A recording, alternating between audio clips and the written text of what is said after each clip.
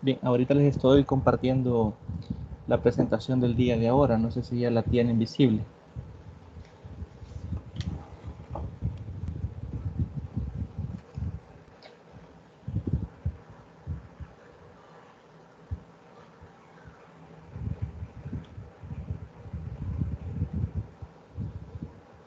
Hola, ¿me escuchan?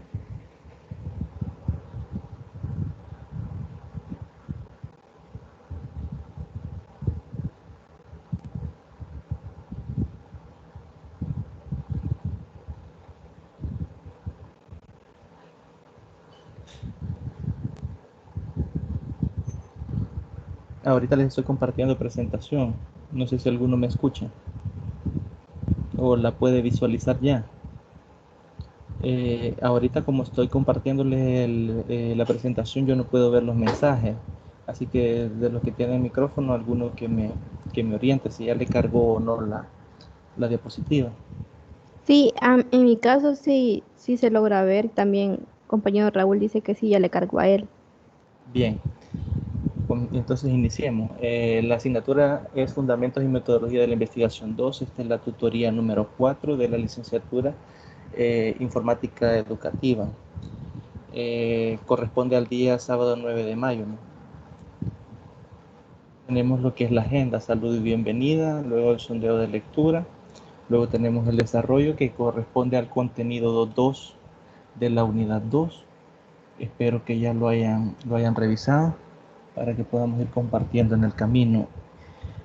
Hay una serie de recordatorios antes. Primero, hacer un recordatorio de, bueno, aquí dice el primer trabajo, pero entendemos que es el tercer trabajo, ¿no? Que estaría para fecha de entrega límite el lunes 25 de mayo a las 11:55.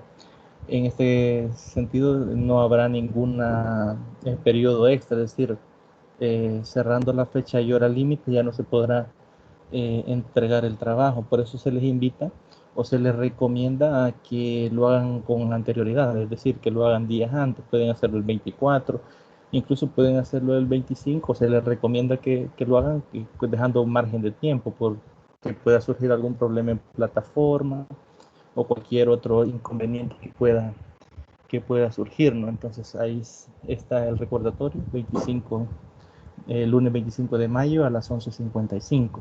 Otro recordatorio es los horarios de atención, ¿no? Que como saben son los miércoles y jueves de 8 a 9. Como se los he mencionado antes, ustedes pueden preguntar en cualquier otro horario o cualquier otro día. Si me escriben al correo, yo trato de responderle lo más pronto posible porque veo, digamos, más rápido los mensajes al correo porque lo ando sincronizado. Y estos días únicamente para las tutorías de repaso que se programen o que quieran ustedes una respuesta inmediata. Yo en este horario estoy más pendiente de plataforma y del correo institucional, ¿no? Entonces, recordatorio de esos 2 días, ¿no? Que son que en los que se les puede dar una atención más personalizada y más rápida, ¿no? Y por último, que esta presentación estará disponible en sus correos electrónicos posterior a la tutoría.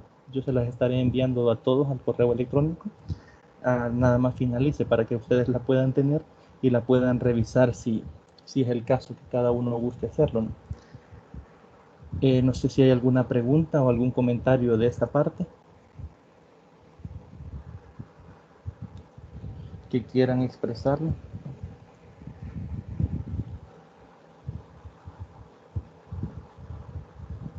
Bien, si no lo hay, continuamos. Tenemos una pequeña reflexión.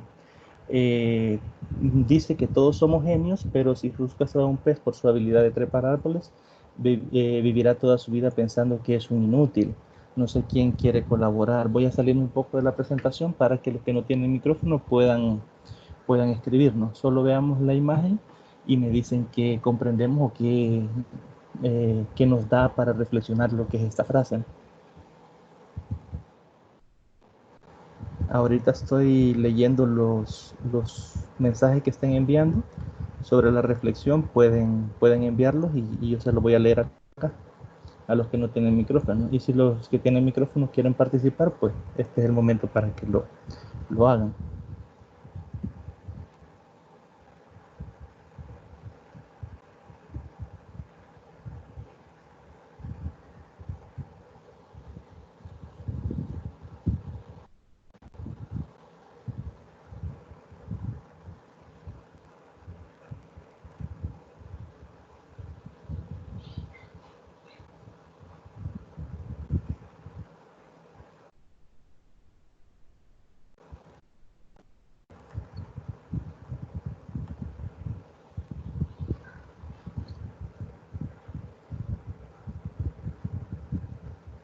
Bien, acá ya cayó un mensaje, el compañero dice que desde su punto de vista se refiere a que todos tienen distintos tipos de habilidades diferentes, correcto, ¿no?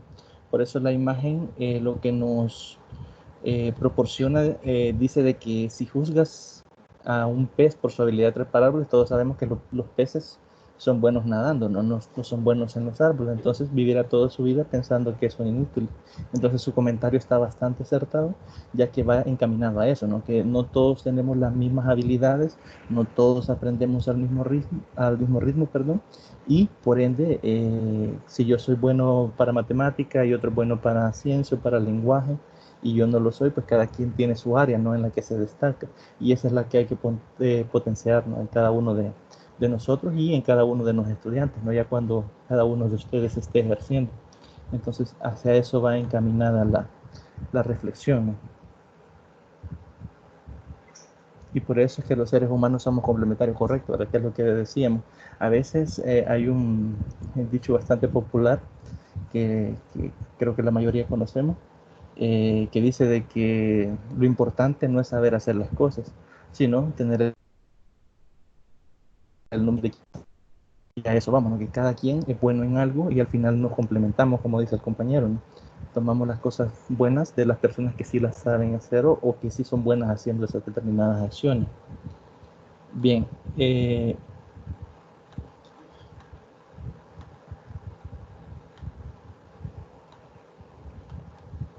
les voy a compartir nuevamente la presentación y vamos a continuar con el desarrollo.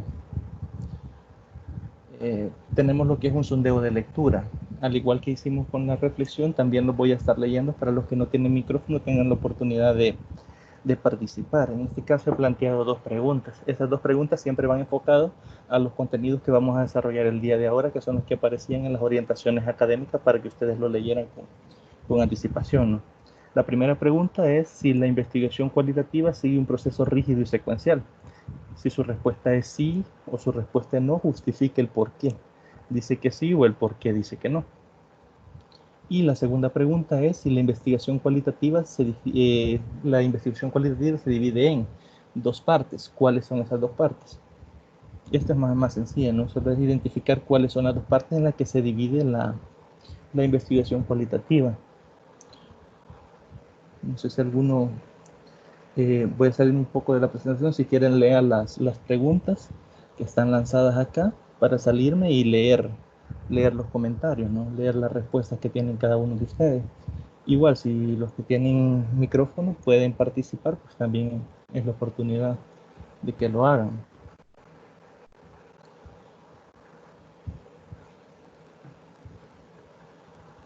Recuerden que esta parte no es evaluativa, es únicamente para verificar de que se estén leyendo los materiales.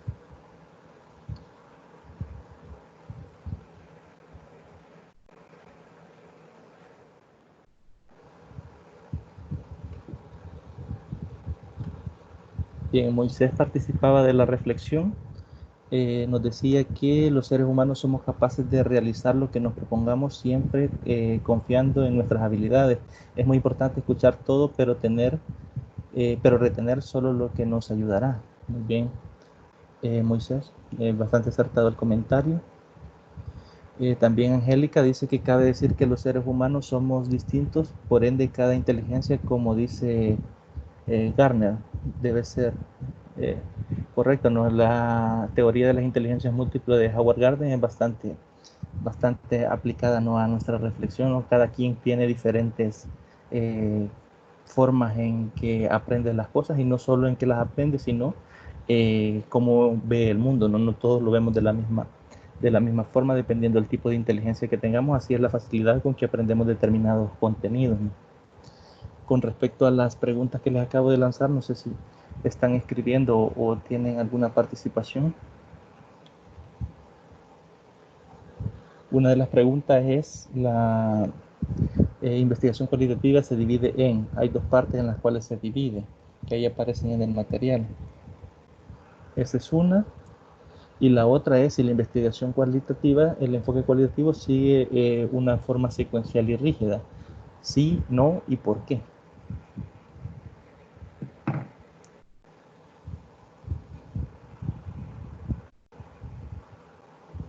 pueden participar, no es necesario que se participe con las dos preguntas, solo con una. Solo es para ir sondeando cómo se está trabajando en el grupo con las lecturas. Buenos días. Buenos días. Bueno, yo voy a brindar mi opinión acerca de la primera pregunta. Yo considero que la investigación cualitativa, ¿verdad? Sí. No sigue un proceso secuencial ni rígido, porque desde mi punto de vista, desde el momento, bueno, después me corrige si estoy equivocado, ¿no? Porque tiendo a confundir en veces. Sí. Entonces, desde mi punto de vista, el enfoque cualitativo, la investigación cualitativa, el investigador se plantea una hipótesis que puede o no puede ser real. Entonces, desde ahí creo yo de que no es un proceso rígido, porque desde mi punto de vista, un proceso rígido tendría que ser algo que se va a cumplir a cabalidad y que no pueden haber cambios durante, por así decirlo, el proceso de investigación. Entonces, desde mi punto de vista, no sigue un proceso secuencial ni rígido. Correcto. De hecho, quizá retroalimentando un poco lo que usted menciona, ciertamente no sigue un proceso rígido, pero ¿por qué?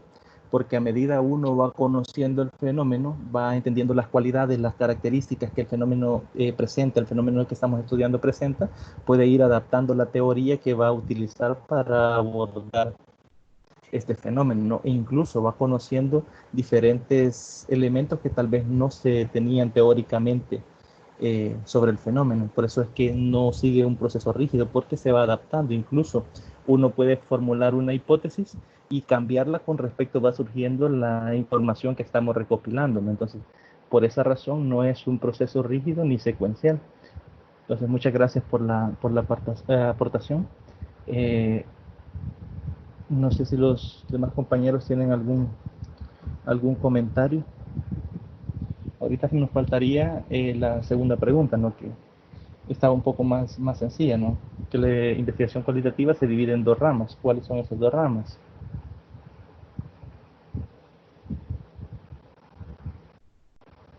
No tengan temor a equivocarse, que al final de esto se trata, ¿no? De ir acumulando lo que es la información, ¿no? Puede ser de que yo haya entendido algo diferente en el material a lo que es, y para esto sirven estas retroalimentaciones.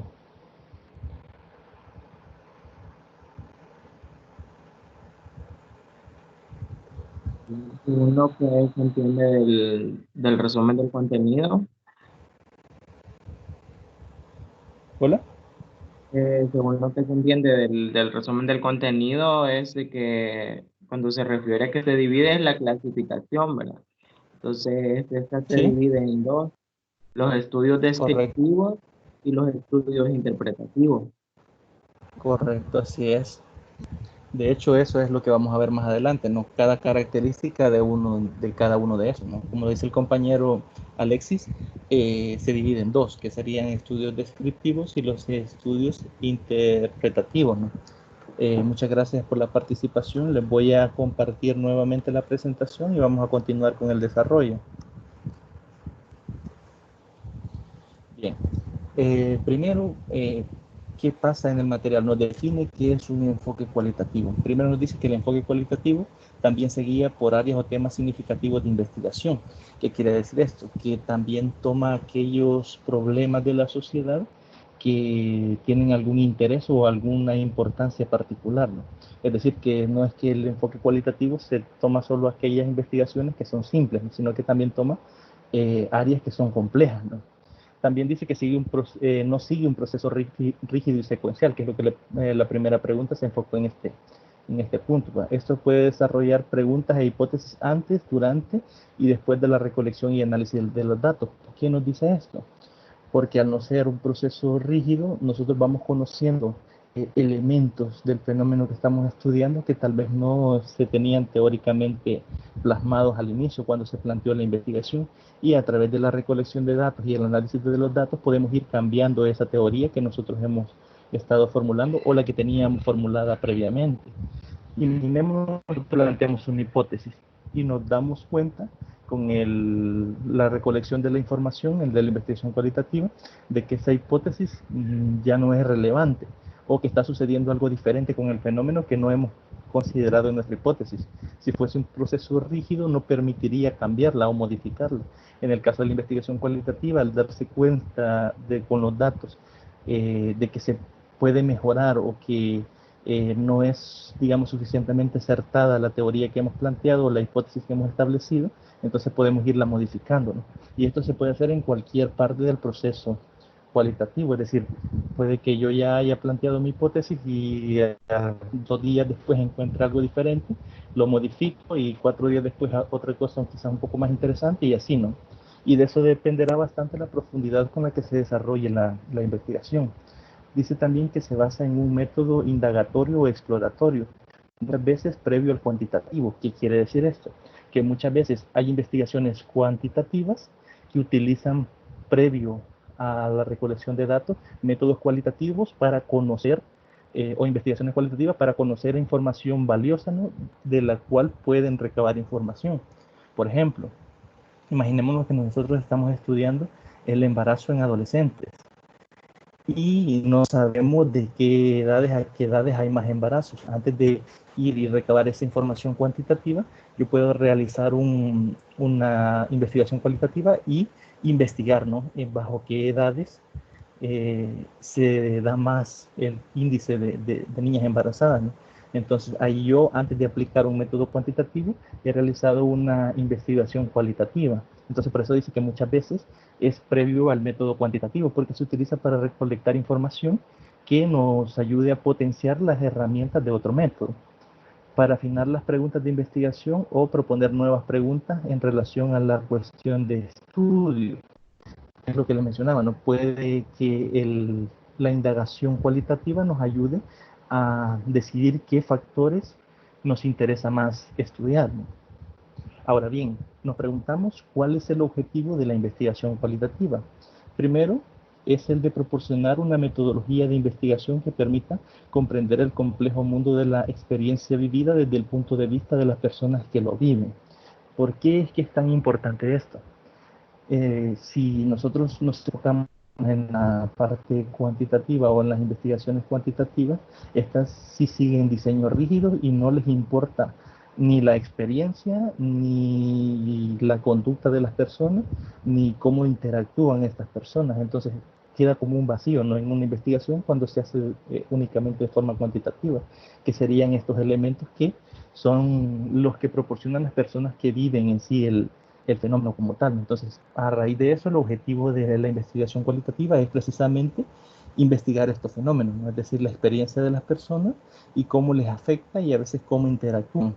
Las características básicas de los estudios cualitativos se pueden resumir en que son investigaciones centradas en los sujetos, es decir, nos interesa directamente la persona como tal, que adopta la perspectiva del interior del fenómeno a estudiar de manera integral o completa. Es decir, puede ser de que a mí me interese el sujeto que está viviendo el fenómeno y puede ser que me interese una parte de lo que ese sujeto está viviendo dentro del fenómeno o me interese todo, ¿no?, todo el desarrollo como tal, ¿no? Ahora bien, el proceso de indagación es inductivo y el investigador interactúa con los participantes y con los datos. Busca respuestas a preguntas que se centran en la perspectiva social, cómo se crea y cómo se da significado a la vida humana. Es decir, al ser una investigación cualitativa, busca cualidades de la sociedad o de grupos sociales, de cómo se crea algún concepto o alguna idea y cómo se le da significado eh, en la interacción humana, ¿no?, con otras personas o otros miembros de la sociedad. Ahora bien, vamos a ver qué características posee. Primero, el investigador plantea un problema, pero no sigue un proceso definido claramente. Es decir, una vez que usted como investigador plantea el problema, no tiene claridad de qué paso va a seguir, ¿no?, para desarrollar este problema o dar solución a este problema. Es la primera característica. Es decir, que no hay un proceso previamente establecido. a seguir. Segundo, el investigador observa el hecho y durante el proceso desarrolla una teoría coherente para representar lo que observa. Es decir, usted observa un fenómeno o un hecho y usted plantea una teoría que gira sobre la realización de este fenómeno, es decir, cómo explicar este fenómeno, cómo explicar que el suceso que estamos observando. Obviamente, si nos ponemos a pensar en este punto, depende bastante de la forma en que nosotros captamos la información, ¿no? Que sería a través de nuestros sentidos. Es decir, que la observación tiene en sí un peso bastante importante, ¿no? En esta clase de investigaciones, porque a veces puede ser objetiva o puede ser subjetiva. Puede ser que lo que usted vea y comprenda no sea en realidad lo que sucedió, ¿no? Muchas veces nosotros vemos cosas que ocurren y cada quien tiene una forma peculiar de interpretarla, ¿no? Entonces ahí quizás es donde se fundamenta una de las características más importantes del proceso cualitativo. Por ejemplo, no sé si ustedes tuvieron oportunidad de ver el video que han dado, bueno, hay videos que han dado circulando en redes sociales estos días, que sucedió en un retén de un tipo que arrolló a un motociclista y se dio a la fuga y las autoridades dispararon y el carro chocó y volcó. La persona falleció. Si nos ponemos a observar ese hecho como tal, cada quien tiene diferentes formas de formular su teoría de lo que ocurrió. Es decir, yo he leído, por ejemplo, páginas en donde las personas interpretan de que fue abuso de autoridad, pero nosotros no nos vamos a enfocar directamente en si lo fue o no lo fue. Lo que les quiero dar a entender es de que cada quien tiene una forma diferente de observar o de plasmar los hechos, es decir, qué es lo que ocurrió en realidad. Podemos estar observando el mismo video, pero nuestra forma de percibir lo que sucedió o no sucedió puede ser diferente, aunque puede ser que coincidamos en la mayoría de los casos. Entonces, por eso esta es una de las características quizás más fundamentadas sobre o más importantes sobre lo que es el diseño cualitativo, ¿no? En la mayoría de estas investigaciones no se contrastan hipótesis. ¿Qué quiere decir que no se contrastan hipótesis? Quiere decir que no se llevan a probar, es decir, no se llevan a probar desde el punto de vista matemático, es decir, no se aplica ningún método estadístico para probar si la hipótesis que yo he formulado es aceptada o es rechazada. A eso se le conoce como contrastar hipótesis y no se contrastan hipótesis, sino dice que se generan durante el proceso y se van perfeccionando conforme se van recabando los datos, que es lo que les mencionaba anteriormente.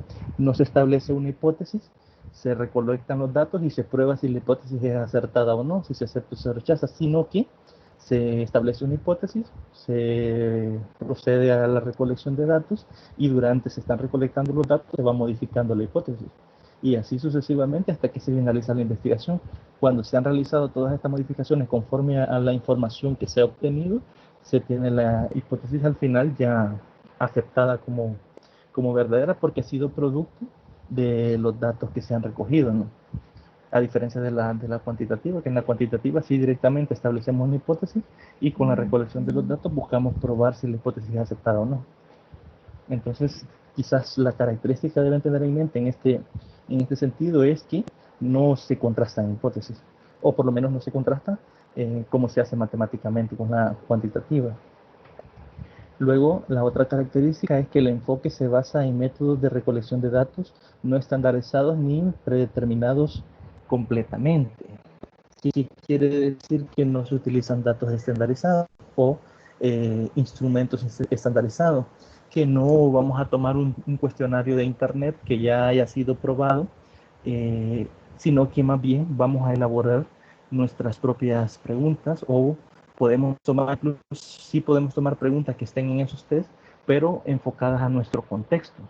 Es decir, puede que en algún país pregunten X cosas sobre un determinado fenómeno, pero en nuestro país eso no puede ocurrir por algunas condiciones del contexto, ¿no?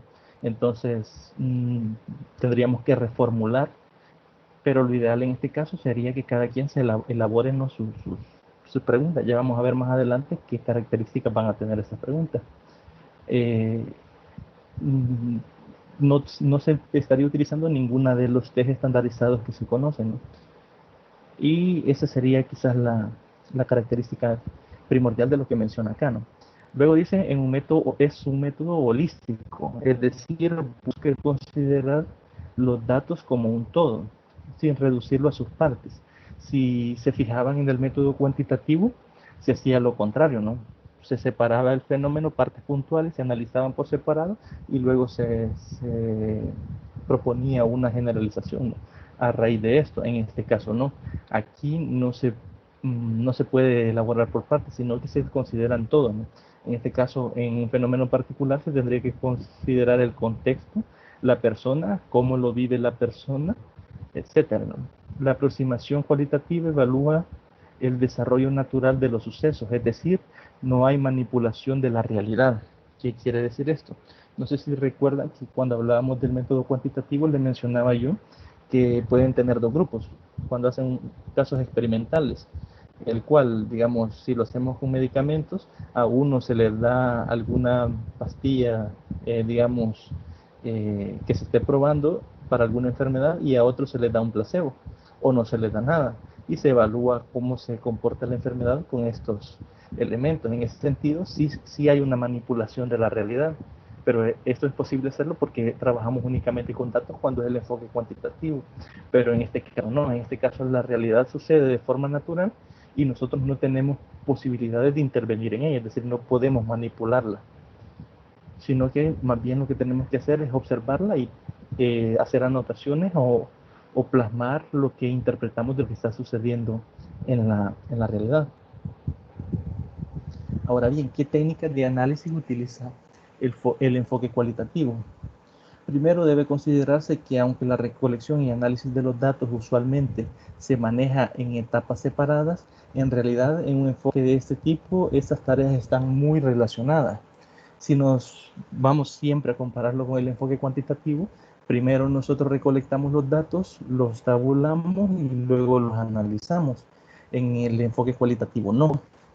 Tanto la recolección de datos como el análisis van directamente ligadas. Imaginémonos que usted está investigando algún fenómeno en particular y usted está realizándole preguntas al entrevistado, ¿no? Entonces, usted sabe qué información pretende obtener de esa persona, pero si esa persona le da algún dato que usted desconocía, usted puede en ese momento analizar que le es de más interés preguntar sobre ese dato que no conocía que sobre las preguntas que usted andaba programada, ¿no? Entonces, si se fija, ahí usted está analizando el hecho en el mismo momento en que está recolectando los datos. Por eso dice que están directamente ligadas. Entonces, esto en el enfoque cualitativo sí sucede con bastante frecuencia, a diferencia del enfoque cuantitativo, que allá no lo hacían.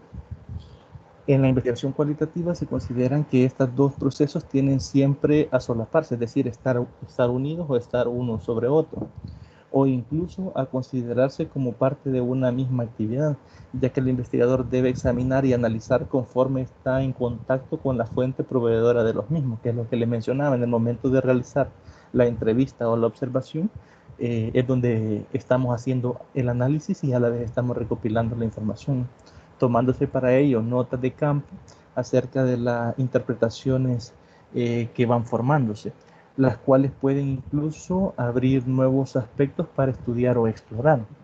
Es decir, puede, como les mencionaba, puede que la persona que me está brindando la información diga o me dé algo de información que yo no tenía eh, considerada previamente y me interese más recabar esa información, ¿no?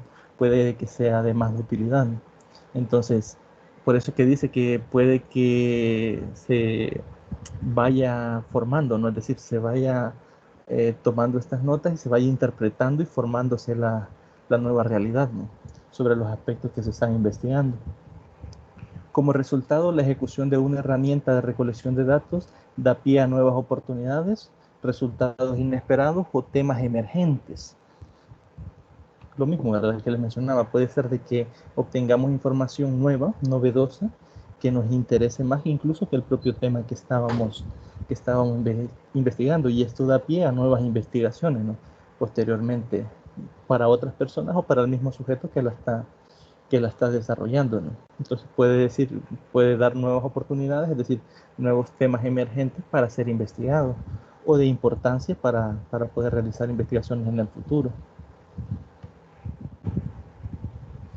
Luego tenemos que entre los instrumentos con los que cuenta la investigación que desarrolla una investigación de tipo cualitativo, se tienen las entrevistas y la observación, ¿no?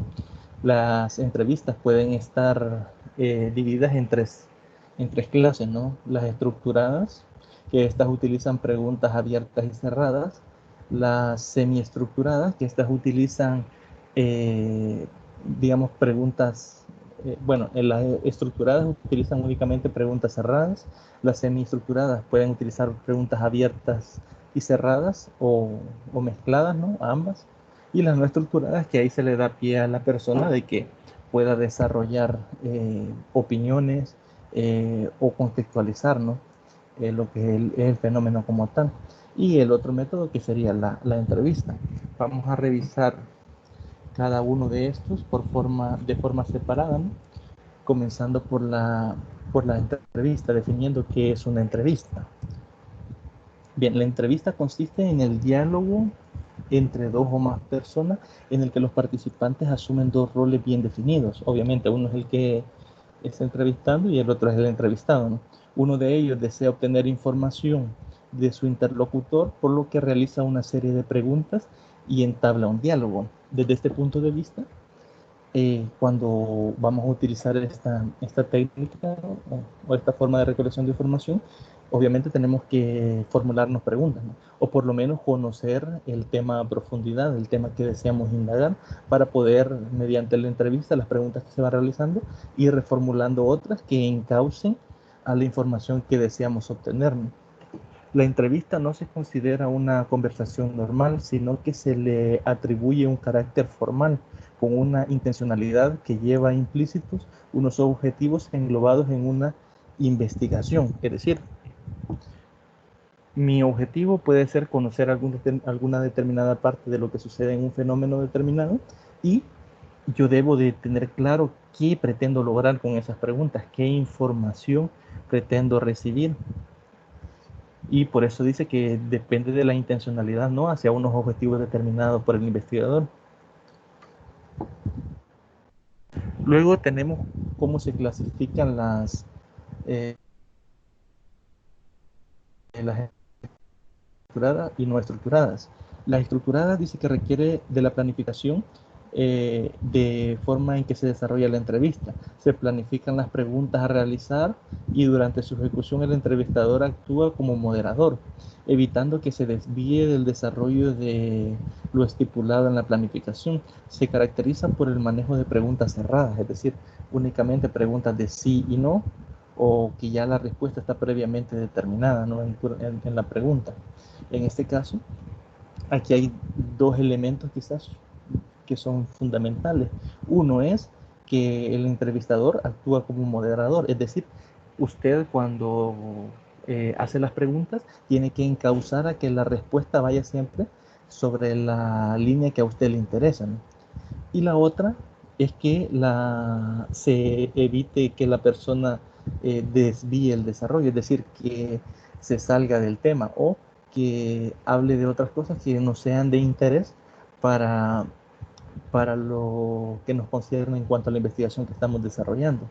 Luego tenemos las semiestructuradas, que determina de antemano cuál es la información relevante que se requiere conseguir. Se hacen preguntas abiertas dando apertura a que el entrevistado ahonde en la respuesta, permitiendo ir entrándose en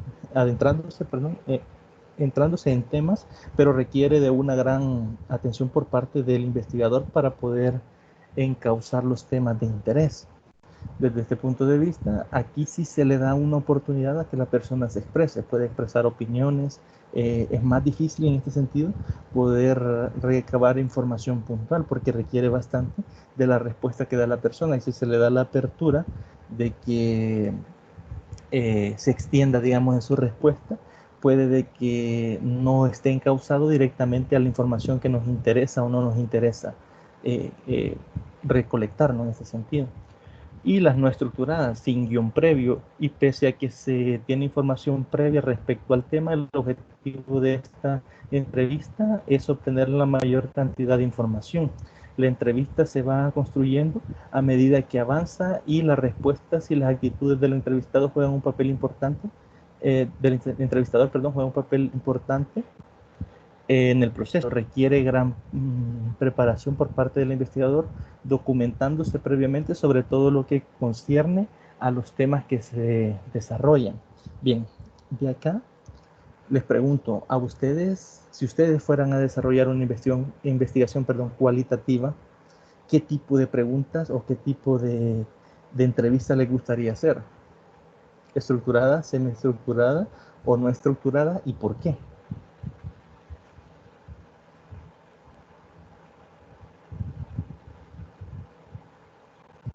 Me voy a salir un poco para leer a los que no tienen micrófono. Si alguno de los que tiene activo el micrófono quiere participar, pues también está abierto para que lo puedan hacer. ¿Qué clase de entrevista les gustaría hacer?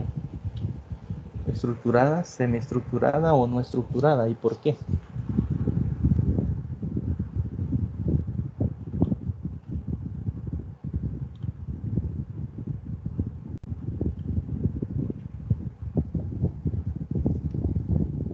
Hola.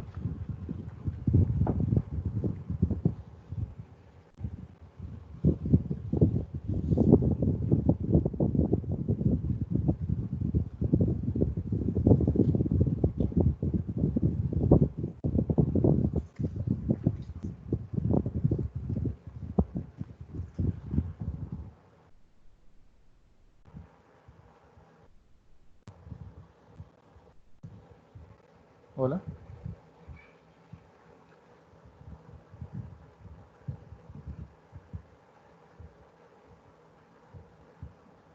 Bien, vamos a continuar entonces si no hay participación. Hola. Hola, bueno. Bueno, yo de mi parte considero que si se lleva una investigación cualitativa, yo en mi caso haría quizás una entrevista no estructurada o abierta, ¿verdad? Ya que como no es una investigación, por así decirlo, rígida, y como usted mencionaba, pueden ir surgiendo cambios a medida de la investigación, pues pienso yo que sería ideal hacer este tipo de entrevista para darle libertad a la persona entrevistada a brindar su punto de vista, ¿no? Que en este caso proporcionaría quizás más herramientas a la investigación, pienso yo. Correcto. Si se fijan, requiere bastante o se centra directamente de las intenciones que tengamos como investigador. Como el compañero lo decía, él aprovecharía el hecho de que es una investigación cualitativa y que no es rígida.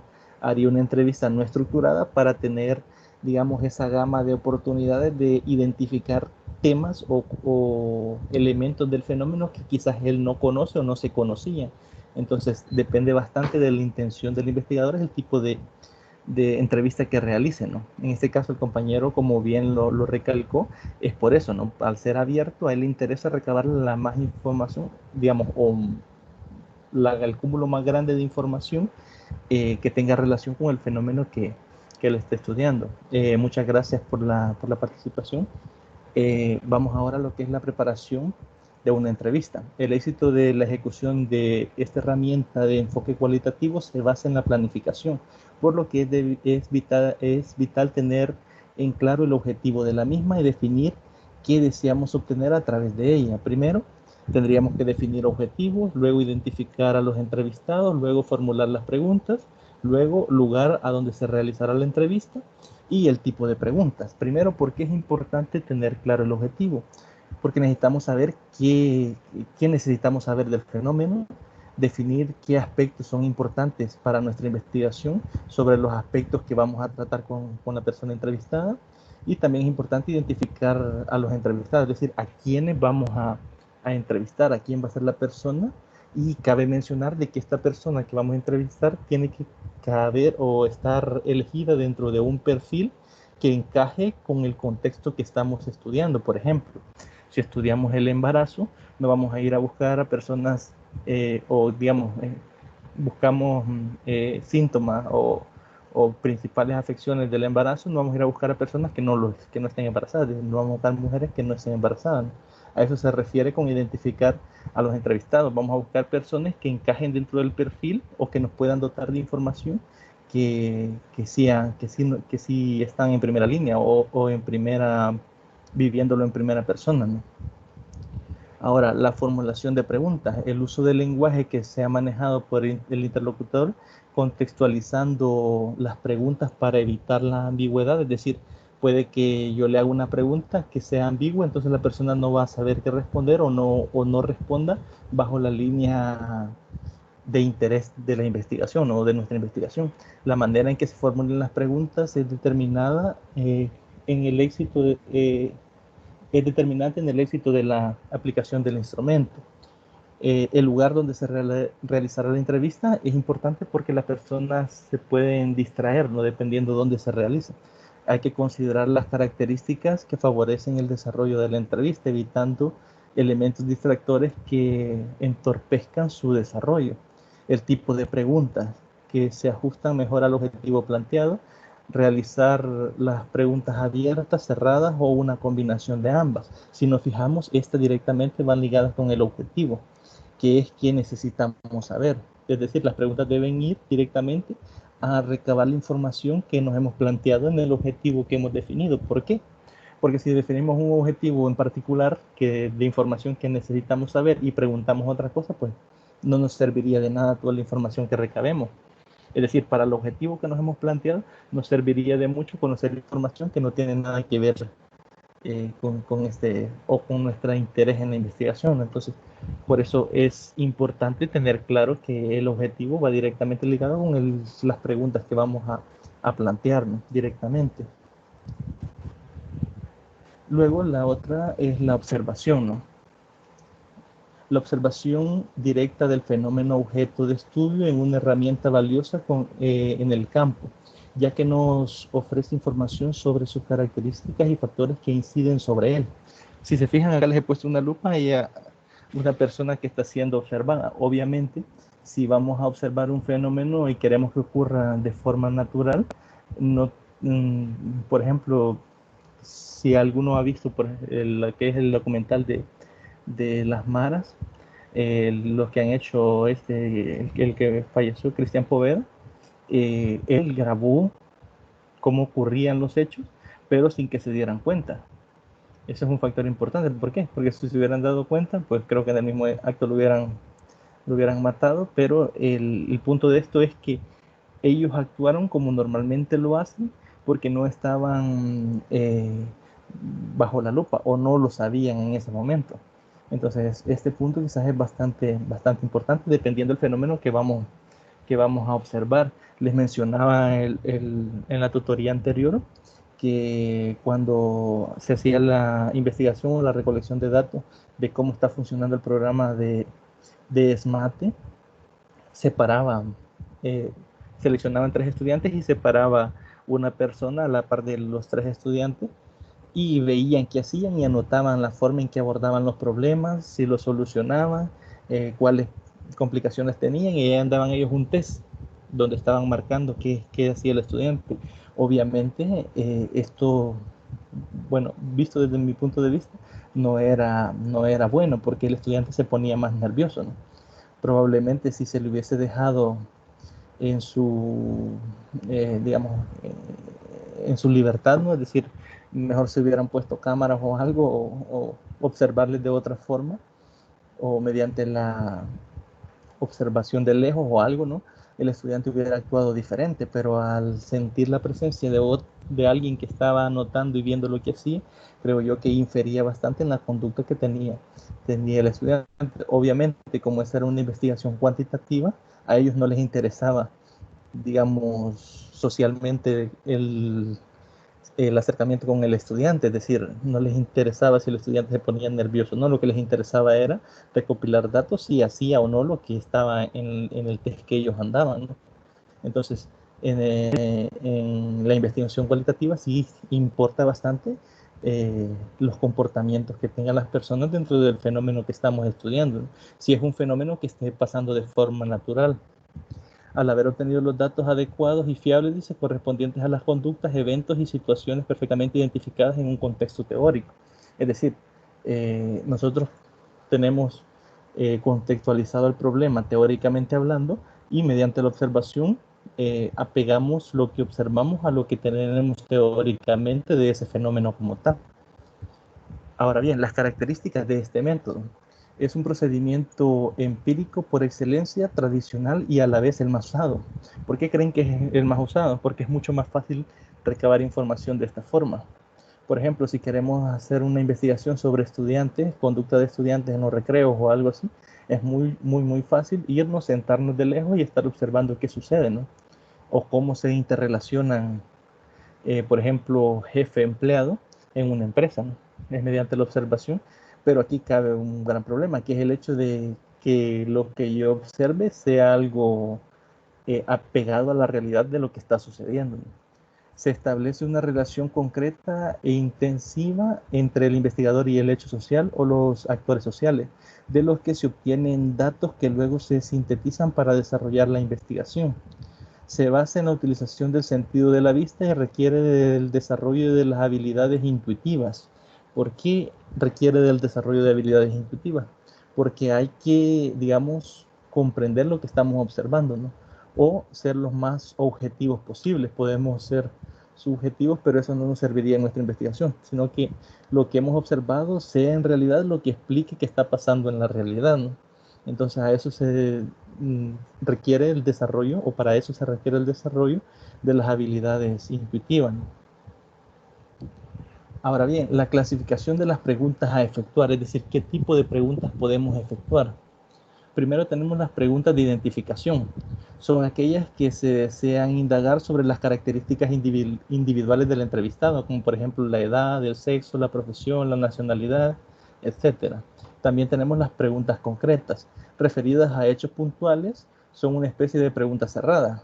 Es decir, podemos preguntarle a alguien, no sé, sobre un determinado suceso. Por ejemplo, cuando llegó el fiscal a donde habían puesto el retén, creo, en La Libertad, ¿a qué hora sucedió? ¿O a qué horas establecieron el retén? O sea, estas son preguntas concretas que requieren de respuestas puntuales y son preguntas cerradas en cierto sentido, aunque no le hemos dado esa limitante nosotros, es decir, nosotros no le hemos puesto las 9, las 10, las 11, las 12, sino que le preguntamos a qué hora, es decir, él establece las respuestas, pero son preguntas concretas y que pueden ser tomadas como preguntas cerradas. Luego tenemos las preguntas de acción referidas a la actividad de los encuestados, es decir, qué hacen o ponerles algún contexto y cómo actúan ellos bajo este contexto. Luego tenemos las preguntas de información, que constituyen un sondeo sobre los conocimientos de los encuestados, es decir, qué tanto conocen ellos sobre el fenómeno en el cual están inmersos. Luego tenemos las preguntas de intención, para conocer la intención de los encuestados respecto al tema en cuestión. Es decir, imaginemos que estamos estudiando o investigando el racismo y les preguntamos a unas personas qué posición tienen ellos hacia el racismo, y esas personas son racistas. Entonces, la información de estas personas va a ir directamente, toda la información que recabemos de estas personas, si su intención es negativa hacia el hecho como tal, va a ir directamente a tratar en un sentido nada más este problema, ¿no? O la información que vamos a tener únicamente va a ser de un sentido. Entonces, por eso es importante también tomar en cuenta las preguntas de intención, ¿no? Para conocer en sí cómo percibe el hecho la persona o la persona que estamos entrevistando, ¿no? Preguntas de opinión. Da cabida a que el encuestado exprese lo que piensa referente al tema, similar a las preguntas de intención, ¿no? Solo que aquí se formula qué opinión tienen al respecto de ese problema, si es positivo, si es negativo, y qué más tienen, o sea, qué tienen que decir al respecto ellos, ¿no? Luego tenemos la recolección de documentos. Se recolectan documentos procedentes de fuentes secundarias, las cuales se definen como libros, boletines, revistas, folletos y periódicos, siendo considerados como fuentes para recolectar datos sobre las variables de interés. Bien, luego tenemos lo que son los niveles de comprensión.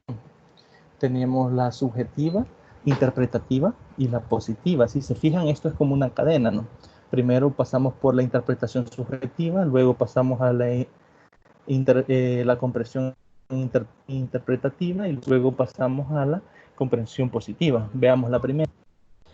Significados cotidianos de los actores sociales o de las participantes en la investigación.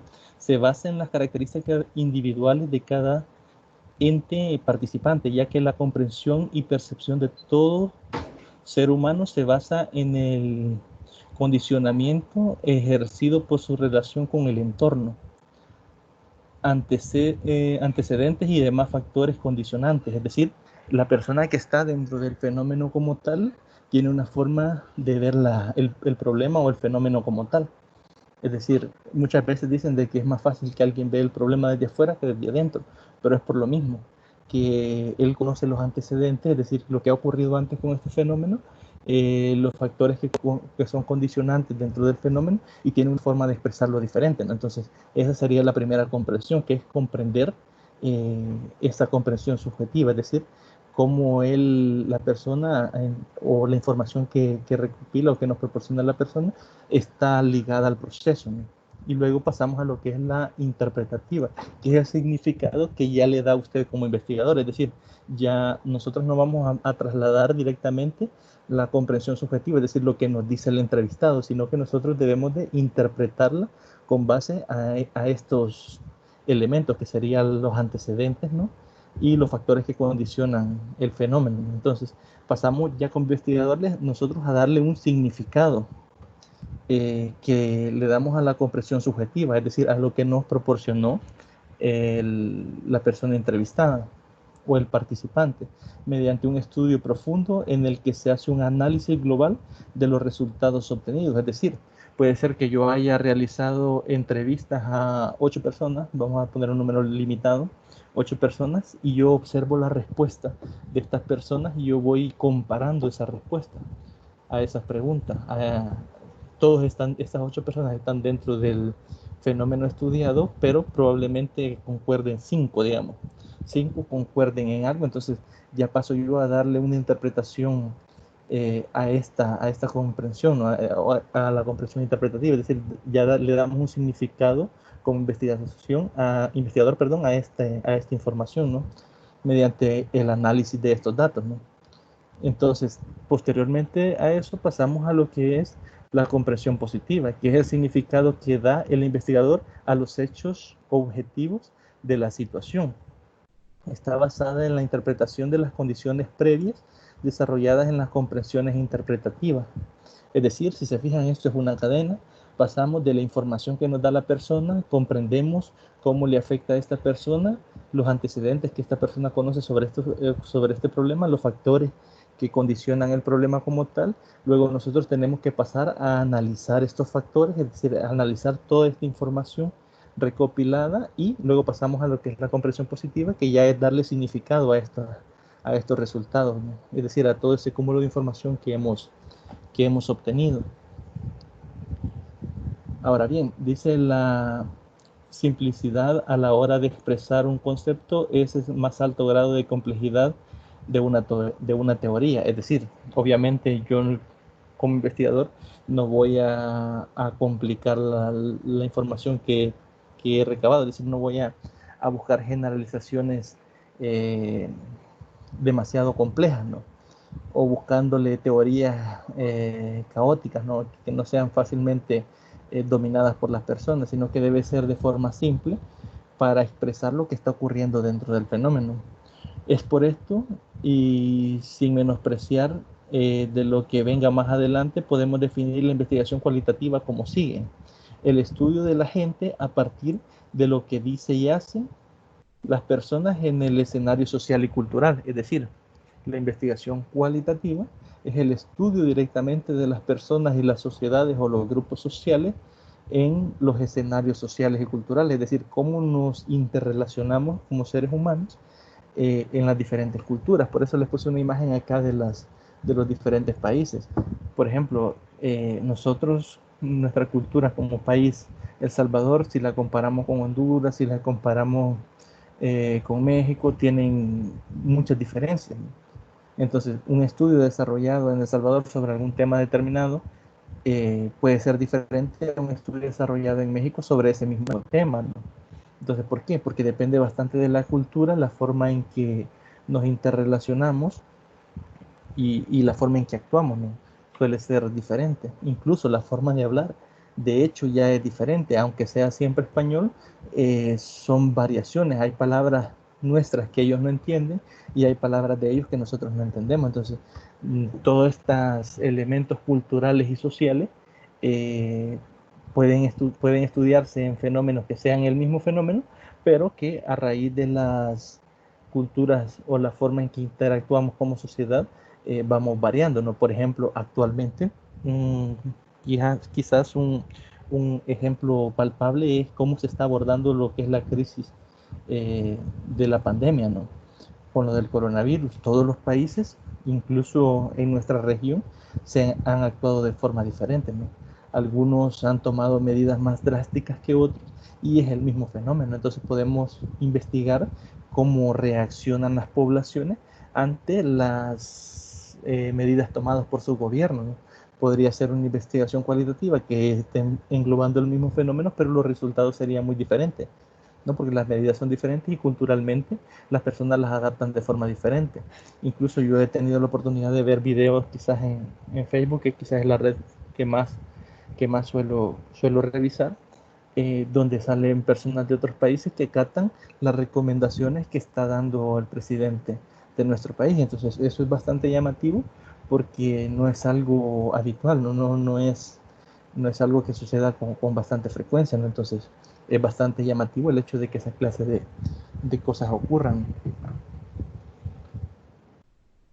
Pasamos entonces a la clasificación de la investigación cualitativa, que era la segunda pregunta que habíamos establecido en, la, en el sondeo de lectura, ¿no? Primero se divide en dos tipos. Hablábamos de estudios descriptivos y estudios interpretativos. Los estudios descriptivos pueden ser diseños etnográficos, diseños fenomenológicos, diseños biográficos o diseños narrativos, diseños de investigación-acción y diseños documentales. Y los que son de esta parte de diseños interpretativos o los estudios interpretativos suelen ser lo que son las teorías fundamentadas, y la inducción analítica. Vamos a verlos por separado cada uno de ellos. Primero vamos a ver los estudios descriptivos. Ponen su interés en la descripción de los datos sin contextualizarlos, es decir, sin establecer el contexto en el que ocurren, ¿no? Ni interpretación. En realidad tienen un bajo nivel de interpretación, es decir, no se interpretan los datos a medida que se recolectan o no se analizan, ¿no? Pretende describir de forma fiel la vida, lo que ocurre, lo que la gente dice y cómo lo dice y de qué manera actúa. Es decir, va directamente centrado a estos intereses, ¿no? Y suelen presentarse como una narración. No sé si alguno ha tenido la oportunidad de ver eh, creo que es en Netflix que sale la cuestión eh, de los narcos, que hay una serie que se llama Narcos en Netflix, que ellos en realidad ponen una narración de los hechos, cómo ocurrieron en un tiempo determinado con unos actores, que en ese sentido son todos los narcotraficantes de esas épocas, ¿no? Cómo surgieron, es decir, cómo comenzaron y cómo terminaron, ¿no? Diferentes personas en el mismo tiempo, ¿no? Y cómo actuaba la policía de ese entonces. Obviamente, el sentido que ha dado la serie ha sido directamente ligado a lo que son los Estados Unidos, porque son quienes proporcionaron la información, ¿no? Es decir, la información que tenían los de la CIA, por ejemplo. Pero lo que buscan ellos es reconstruir hechos que ocurrieron en un tiempo determinado bajo contextos que son específicos, ¿no? Entonces, a eso va dirigido quizás los estudios descriptivos, ¿no? Dentro de esta categoría se suelen agrupar casi la totalidad de las investigaciones cualitativas realizadas en las ciencias de la salud. Ahora bien, los estudios interpretativos pretenden trascender al sujeto social para explicar y comprender hechos o fenómenos sociales más complejos. Todo ello se apoya en un acervo teórico profundo del hecho social o del fenómeno cultural sometido a estudio. La teoría fundamentada descubre teorías, conceptos o hipótesis a partir de los datos obtenidos. La información analítica pone a prueba estas teorías, es decir, nosotros recopilamos la información, analizamos, podemos buscar fuentes que nos proporcionen la información deseada, pero no solo nos vamos a quedar con esas fuentes, sino que vamos a utilizar lo que es la inducción analítica para poner a prueba estas teorías, es decir, determinar si estas teorías son ciertas o no. No es que por el simple hecho de obtenerlas, digamos, de forma palpable o física, las vamos a dar como ciertas, ¿no? Ahora bien, tenemos el diseño de investigación. En términos del diseño, en el marco de una investigación cualitativa, se refiere al abordaje general que se utiliza en el proceso de investigación. Es más flexible y abierto. Recordemos que, como decíamos, que no sigue un método rígido ni un proceso secuencial, es más flexible. ¿Qué quiere decir que sea flexible? Que podemos ir realizando cambios conforme vamos realizando la investigación. Y el curso de las acciones se rigen por el campo. Los participantes y la evolución de los contenidos. De este modo, el diseño se va ajustando a las condiciones del escenario o el ambiente. Es decir, no es que yo al realizar el diseño metodológico voy a realizar una serie de pasos, al igual que en el método cuantitativo, y voy a seguir todos estos pasos. En este caso no. Al no ser rígido, permite irlo modificando, es decir, ir haciendo modificaciones conforme va avanzando el tiempo y vamos realizando recolecciones de datos o vamos realizando indagaciones teóricas que nos vengan a modificar perdón, el cúmulo de conocimiento que se tiene sobre el determinado problema, ¿no? No obstante, es importante distinguir que no existe una clara separación entre ellos, ya que la mayoría de los estudios toman elementos de más de uno de estos, es decir, se yuxtaponen, es decir, uno puede estar sobre otro o uno puede estar después de otro, es decir, podemos sacar elementos de cada uno de estos y utilizarlos en otros, ¿no? A eso se refiere. Por eso, con mucha frecuencia se afirma que las fronteras entre los diseños cualitativos realmente no existen. ¿Por qué? Porque no podemos aislarlo, es decir, no podemos solo utilizar uno y dejar el resto. Podemos incluso tomar varios de ellos, tomar las características buenas de estos y aplicarlas, ¿no? Entonces, por eso no hay una clara distinción entre los diseños investigativos que vamos a utilizar en un método cualitativo. Ahora bien, tenemos diseños generales de la investigación cualitativa. En este caso tenemos 5. Tenemos la teoría fundamentada, diseños etnográficos, diseños narrativos, diseños de investigación-acción y diseños fenomenológicos. Vamos a comenzar revisando lo que es el diseño de la teoría fundamentada. Utiliza datos, historias de vida, relatos, entre otros. Si se fijan, el ejemplo que les di de la serie Narcos cae directamente en este aspecto. O, por ejemplo, la serie de Narcos han sacado varias, pero está la de Pablo Escobar o Sobreviviendo a Escobar, que son series que tratan de explicar la vida de una persona, ¿no? Obviamente la persona ya falleció, entonces toda la información que recopilamos viene directamente de textos, de videos o de otras personas que los conocieron en vida, ¿no? Y que pueden dar fe o relatar cómo fue que transcurrió la vida de estas personas, ¿no? Normalmente llevan un orden cronológico, es decir, vamos desde el inicio hasta el final, ¿no? Directamente de dónde surgió, cómo surgió y todo lo que realizó hasta que el día en que murió, ¿no? Obtenidos del campo por los investigadores, tomando como base para la elaboración de la teoría que servirá de sustento para el estudio, es decir, la teoría se elaborará a partir de la idea de realidad que tienen las personas participantes en la investigación. Imaginémonos que buscamos, por ejemplo, investigar o relatar la vida de alguien importante, ¿no? De alguna persona que hizo algún hallazgo importante, ¿no? Y vamos y buscamos a personas que sí lo conocieron, pero que no tienen conocimientos directamente de su trabajo o de lo que a nosotros nos interese como investigadores. Estas personas no serían una fuente confiable y por lo tanto no nos estarían aportando directamente el estudio que nos interesa realizar, ¿no? Entonces por eso es bastante importante la idea de realidad que tienen las personas, ¿no? Es decir, que en realidad tengan la información verídica, ¿no?, de lo que sucedió. Volviendo al ejemplo que les ponía del narco, mucha gente o en muchos documentales se habla de que esta persona metía el dinero en barriles y escondía los barriles, que muchas veces ni él recordaba dónde tenía los barriles llenos de dinero.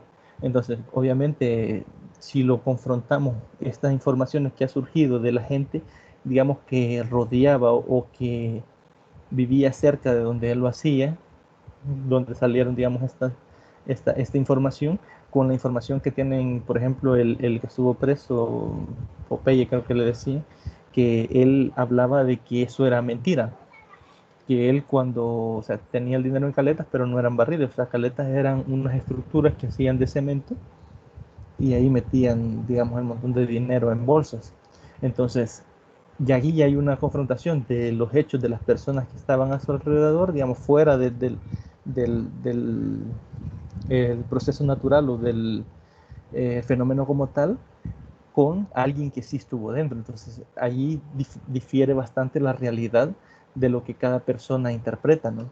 Responde al carácter inductivo del proceso de investigación cualitativo o cualitativa, a partir del cual los datos mismos orientan el desarrollo de la perspectiva teórica conforme se profundiza en el proceso investigativo.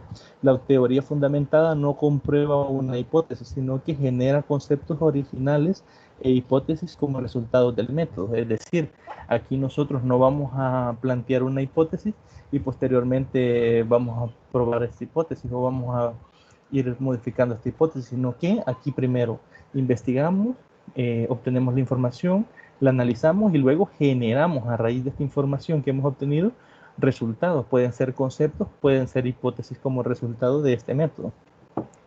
El estudio se inicia con una pregunta general, no se apoya en un marco teórico previo, es decir, en este sentido, no elaboramos primero un marco teórico, sino que elaboramos lo que es una pregunta de investigación y todo el desarrollo sería la información que se obtiene para dar respuesta a esta pregunta. Se ha concebido dos diseños de teoría fundamentada, el sistemático y el emergente. Primero, si nos basamos en el sistemático, como su nombre lo indica, establecemos una serie de pasos a seguir, ¿no? Tal vez estos pasos no sean de forma rígida, como en el método cuantitativo, pero sí se establece, es decir, sí se establece qué línea vamos a seguir. Ahora bien, el emergente sería aquel que va surgiendo conforme vamos investigando, es decir, la información que vamos obteniendo nos da pie a ir investigando líneas de información que tal vez no se conocían o no se tenían en el momento en que se inicia con la investigación. Y tenemos luego los diseños etnográficos. Aquí estos diseños buscan describir y analizar ideas, creencias, significados, conocimientos y prácticas de grupos culturales y comunidades. Es decir, aquí directamente vamos a ver cómo actúan las personas dentro de una sociedad en particular. Es decir, sus creencias, sus prácticas, cualquier otros elementos que estén dentro de lo que es la interacción de la persona en un ambiente social, ¿no? Incluso puede ser muy amplios y abarcar la historia, la geografía y los subsistemas socioeconómicos, educativos, políticos y culturales de un sistema social, rituales, símbolos, funciones sociales, parentescos, migraciones, redes, entre otros. Aquí, por ejemplo, podemos investigar lo que es cómo interactuaban los mayas, ¿no?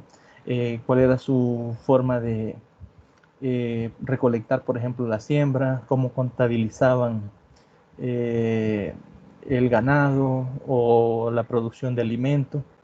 Es decir, aquí cabe estudiar no solo cómo se comportaban estos grupos, sino todos aquellos subsistemas que tenían ellos en esos grupos en particular. Por eso habla de lo socioeconómico, lo educativo, lo político y lo cultural. Yo les he dado un ejemplo con lo de los mayas nada más, pero ahí pueden haber otros muchos grupos a los cuales se les puede aplicar diseños etnográficos, que directamente sería cómo actúa la persona en un determinado ambiente social. Luego, dentro de estos tipos de diseños existen varias clasificaciones.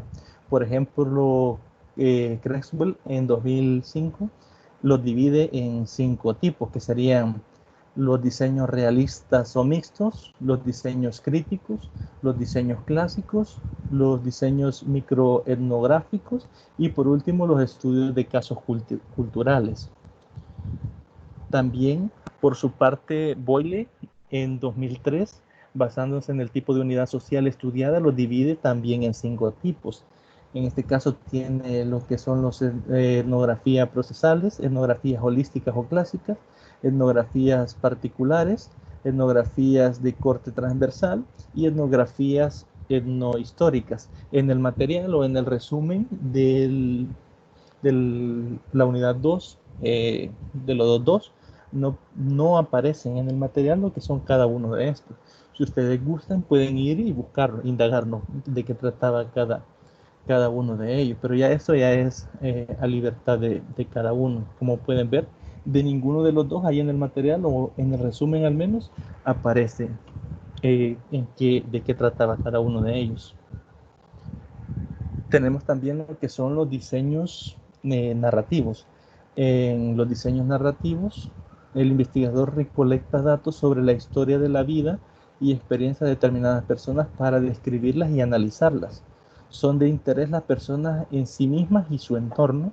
Se usan frecuentemente cuando el objetivo es evaluar una sucesión de acontecimientos y los datos se obtienen de autobiografías, biografías, entrevistas, documentales, artefactos y materiales personales y testimonios que en ocasiones se encuentran en cartas, diarios, artículos de prensa, grabaciones radiofónicas, televisivas, entre otros. Si se fijan, el ejemplo que les ponía anteriormente, hablábamos, ¿no?, de que estos diseños se yuxtaponen, es decir, se toman elementos de cada uno de ellos, a veces, por eso es que no tienen, digamos, una delimitación cada diseño. En el ejemplo que les ponía yo, por ejemplo, de la vida del narcotraficante Pablo Escobar, la mayoría de información que se tiene viene directamente de las entrevistas de la época, es decir, de las entrevistas que le realizaron. Si ustedes buscan en YouTube, van a encontrar entrevistas que le realizaron a él cuando todavía no era procesado como narcotraficante, sino que era conocido como un ganadero. Entonces, ahí hay información recolectada directamente de artículos de periódico, de entrevistas, relatos de las mismas personas afectadas cuando él hizo todo esto de detonaciones de bombas masivas. Hay mucho material en YouTube que ustedes pueden revisar, por ejemplo, para ver cómo funcionan estos diseños narrativos de la vida de las personas, ¿no? En este sentido, la fuente directamente son un libro que escribió uno de sus sicarios, que es el que apodan Popeye. Él escribió directamente cómo era la vida de su patrón en ese sentido, cómo reaccionaba él con las acciones del gobierno, la forma, el carácter que tenía, la forma en que actuaba, la presencia de él. Él hace una descripción bastante interesante de la personalidad directamente de esta persona. Y sobre estas investigaciones que se han realizado sobre la vida de él, hay muchas fuentes que han sido, digamos, bastante explotadas en ese punto de vista. Obviamente, los canales televisivos o los que han desarrollado esta serie lo hacen con fines monetarios, es decir, lo hacen directamente para obtener un beneficio de estas investigaciones. No es directamente como una investigación para conocer y explicar la vida de este sujeto, sino más bien para sacarle alguna rentabilidad. Pero igual, como hecho de información, es bastante interesante investigar cada quien nuestra cuenta algún personaje de estos y es bastante interesante ver cómo han abordado la investigación cualitativa de forma narrativa de este personaje, ¿no? No necesariamente ustedes pueden agarrar uno de los personajes que yo les he dicho, pueden hacer el ejercicio directamente con cualquier otra persona que ustedes admiren. No puede ser alguien como Bill Gates o algún otro que haya hecho alguna contribución que a ustedes les llama la atención, y ustedes pueden ver cómo hay investigaciones cualitativas directamente que abordan de forma narrativa los hechos o la vida de estas personas. Ahora bien, los datos de investigaciones narrativas pueden referirse a toda la teoría de la vida de una persona o un grupo, un pasaje o época de dicha historia de la vida, o uno o varios episodios de la vida de esa persona.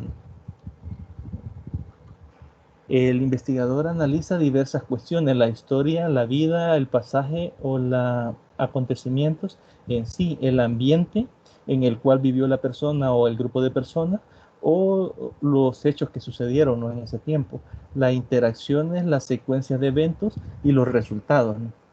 En este proceso, el investigador reconstruye la historia de la persona o la cadena de sucesos, casi siempre de manera cronológica, que es lo que decía, desde los primeros hechos hasta los últimos. Posteriormente lo narra bajo una óptica y describe sobre la base de las evidencias disponibles e identifica las características y temas emergentes en los datos narrados, que provienen de las historias contadas por los participantes, los documentos, los materiales y las propias narraciones del investigador. Bien, luego tenemos el diseño de investigación de acción, investigación-acción.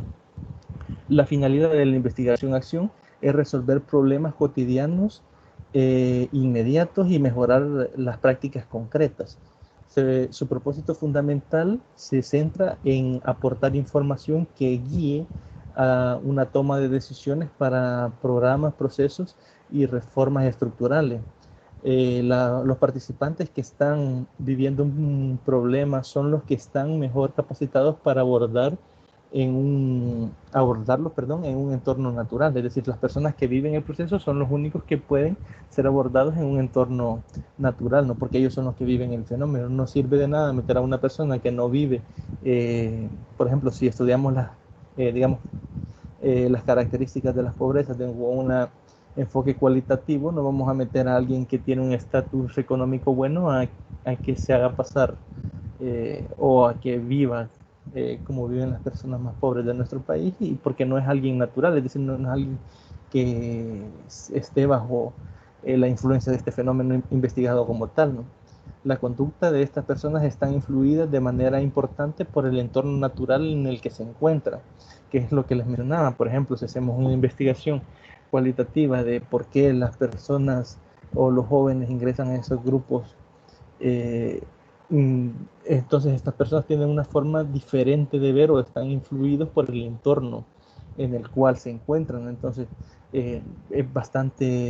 la conducta de ellos es bastante determinada por el entorno que viven, ¿no? Entonces nosotros a veces no podemos entender, porque yo a veces he escuchado gente que dice que es culpa de los padres o que no pueden dominar a los hijos, pero a veces el entorno en el que se han desarrollado es totalmente diferente a los entornos en que nosotros nos hemos creado. Entonces a veces tiende a haber esa distinción, y esa es una de las características de esta investigación-acción, ¿no?, que lo que busca en realidad es resolver un problema. Ahora bien, la metodología cualitativa es la mejor para los estudios de los entornos naturalistas. Según Stringer, en 1999, las 3 fases esenciales para los diseños de investigación-acción son: número 1, observar; número 2, pensar; y número 3, actuar. Cuando observamos, nosotros lo que buscamos es construir un bosquejo del problema y recolectar datos de dicho problema. Luego pensamos, es decir, analizamos estos datos que hemos obtenido, y luego actuar, es decir, resolver problemas o incluir los resultados en el problema para realizar mejoras o para tratar de resolver el problema. Si se fijan en la cuarta imagen que les he puesto acá, es una espiral, ¿no? Es decir, estos 3 pasos de acá se desarrollan nuevamente para resolver el problema. Por ejemplo, yo observo, analizo, interpreto y luego intento resolver el problema. Si el problema no se resuelve, vuelvo al paso 1, vuelvo a observar, vuelvo a pensar, vuelvo a actuar, y así sucesivamente. Así se va desarrollando las 3 fases que están acá para tratar de resolver el problema.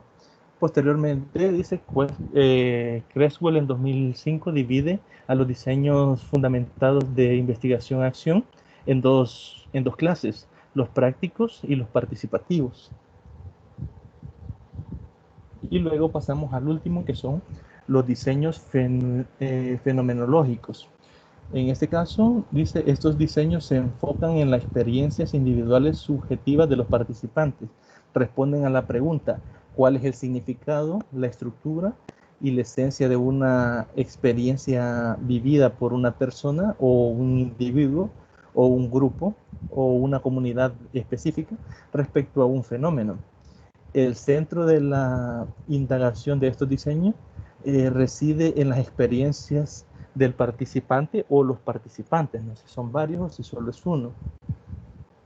La fenomenología se fundamenta en las siguientes premisas. Primero, se pretende describir y entender los fenómenos desde un punto de vista de cada participante y desde la perspectiva construida colectivamente. Número 2, se basa en el análisis de discursos y temas específicos, así como la búsqueda de los posibles significados. Número 3, el investigador confía en la intuición y en la imaginación para lograr aprender la experiencia de los participantes. Y por último, el investigador contextualiza las experiencias que estas personas le han brindado en términos de su temporalidad, es decir, puede ser que esto haya sucedido en otra época o en otros, digamos, sí, en otro tiempo, ¿no? Y ver cómo eso está sucediendo en nuestra actualidad, es decir, en un tiempo determinado, ¿no? Tiempo en que sucedieron, ¿no? El espacio, que es el lugar donde ocurrieron, la corporalidad, que serían las personas físicas que lo vivieron, es decir, cómo eran estas personas de corpulentas, es decir, su confección física, cómo era, y el contexto relacional, que serían los lazos que se generaron durante la experiencia. Por ejemplo, aquí en este caso podemos hablar del fenómeno de la esclavitud, ¿no? El tiempo en que sucedió, cómo sucedió, a raíz de qué sucedió y qué lazos se creaban entre las personas que eran esclavas, ¿no? Entonces ahí podemos ver el tiempo en que sucedió, que sería el último elemento, lugar donde sucedió, cómo eran físicamente las personas, cómo eran de corpulenta y el contexto, ¿no? Relacional, es decir, los lazos que se crearon entre estas personas.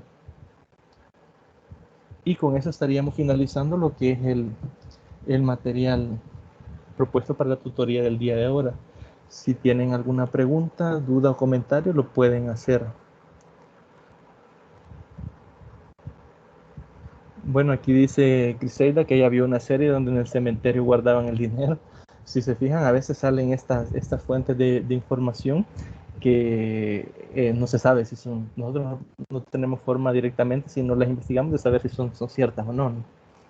Voy a detener la grabación y si tienen algún comentario pueden hacerlo en